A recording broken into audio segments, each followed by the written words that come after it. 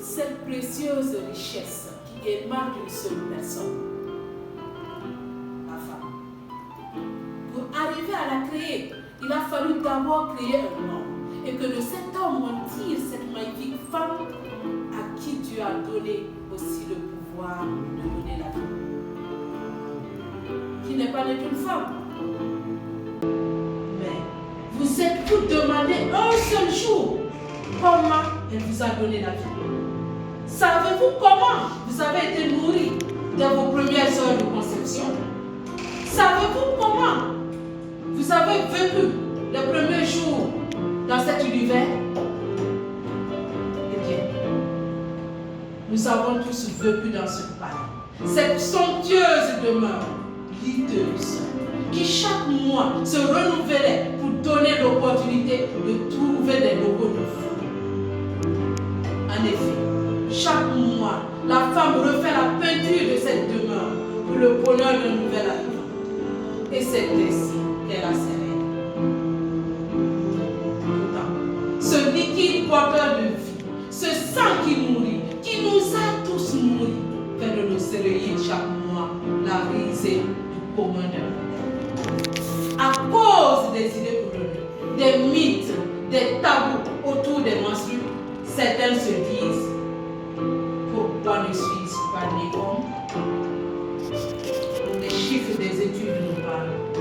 Une fille sur 10 en Afrique s'absente régulièrement de l'école pendant ses règles. 52% des filles n'ont pas accès à l'eau potable pour se changer. 74% des femmes au Burkina ne disposent pas de tout ce dont elles ont besoin pour prendre soin de leur menstrues. Combien de filles ont abandonné l'école, ont tourné dos à un avenir qui s'annonçait radieux parce que leurs camarades se sont moqués d'elles pour une robe tachée. Parce qu'elles ne disposent pas de serviettes hygiéniques pendant leurs règles. Parce que leur établissement ne dispose pas de toilettes adéquates. Parce qu'elles sont considérées comme impures et doivent rester à l'écart durant cette période. Parce que tout simplement, les règles, c'est ça. Combien de filles se sont donné la mort parce qu'elles ont été humiliées pour une tenue tachée? En 2017, en Inde, une jeune fille de 12 ans met fin à ses jours après avoir été torturée pour une robe tachée. Récemment, en 2019, au Kenya, une jeune innocente, pleine de vie, Jacqueline, morte de manière tragique. Elle se pend après avoir été humiliée par son professeur pour une tenue tachée. Quelle ironie! La source de vie devenue un handicap, une source de gêne et de peur, au point d'affecter la personnalité de milliers de jeunes filles qui perdent confiance en elles, au point de pousser les jeunes filles à mettre fin à leur jour. Mais à qui la faute? Depuis des siècles, nos sociétés, nos traditions et religions ont contribué à construire un mythe autour des règles. Ne permettons pas qu'il y ait encore d'autres Jacqueline pour agir. Il est temps de changer les choses. Il est temps d'agir.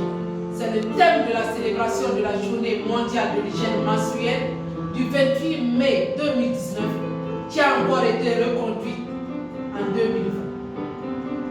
Nous sommes responsables de nous sentir coupables d'avoir nos règles et de penser que cela est mal. Il est temps d'impulser un changement. Commençons par en parler sans tabou. Aux jeunes filles qui viennent de franchir le pas, n'hésitez pas à poser vos questions aux bonnes personnes. Posez toutes vos questions pour mieux comprendre. Il n'y a pas à avoir honte. Les règles, c'est naturel. Et la nature, ce n'est pas démodable. Parents, vous avez le devoir de chercher la bonne information et de la partager avec vos enfants. On a peur que de ce que l'on ne connaît pas. Dans toutes nos sociétés qui continuent de nourrir les préjugés, il est temps de lever le tabou, d'abandonner les pratiques néfastes. Avoir avoir ses règles. C'est aussi naturel que de manger, de respirer. Aux institutions et gouvernements, vous avez le pouvoir de changer les choses. Vous avez le pouvoir de redonner le sourire à des milliers de jeunes filles. Oui, c'est possible que les serviettes hygiéniques soient disponibles gratuitement pour le maintien des jeunes filles. Il faut féliciter toutes les institutions qui ont déjà entamé le combat et font la promotion de la gestion de l'hygiène menstruelle. Nous pensons au Burkina, au ministère de l'Éducation nationale et ses partenaires, à savoir Plan International, UNICEF, WaterAid, Terre des Hommes et beaucoup d'autres institutions. Nous pensons aussi à ces associations qui militent pour l'épanouissement des jeunes filles et des femmes. Néanmoins, le chantier est encore grand. N'attendons pas qu'il y ait des dizaines de Jacqueline. Il est temps d'agir. Parents, gouvernements, partenaires techniques et financiers, vous avez le pouvoir. D'ayons faire quelque chose. Travaillons à disponibiliser les serviettes hygiéniques partout et pour toutes les femmes. Facilitons l'accès à l'eau potable pour les populations. Ne permettons pas que ce saignement pacifique soit source de mal-être pour le milieu de femmes et de jeunes filles et qu'il réduise en ruine leur avenir. Dès aujourd'hui, chaque fois que vous croiserez le regard d'une jeune fille, d'une mère, souvenez-vous que parce qu'elle est prédisposée à donner la vie, elle perd un peu la sienne chaque mois. Les menstrues sont porteuses de vie. Les règles sont naturelles et la nature n'est pas dégoûtante.